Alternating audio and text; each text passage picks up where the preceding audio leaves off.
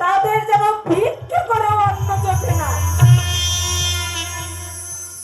ওই আমার এই দুই চোখে যেন আমি দেখে যেতে পারি ঠাকুর, দুই চোখে দেখে যেতে পারি।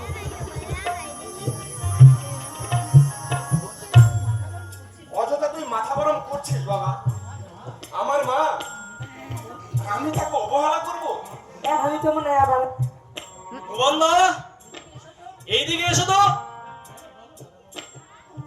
কেন দাদা বাবু, বলো।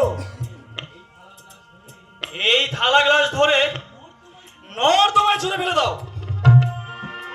না না না, নর্দমায় নয়, যত্ন করে আলমারিতে তুলে রেখে দাও। 10 বছর পরে এই থালা গ্লাসে আবার কাজে লাগবে। দেখো যেন হারিয়ে না যায়। কাজে লাগবে দাদা বাবু। 10 বছর বাদে আমার পূজনীয় মাকে আর এই শ্রদ্ধেয় বাবাকে খেতে দিতে হবে না?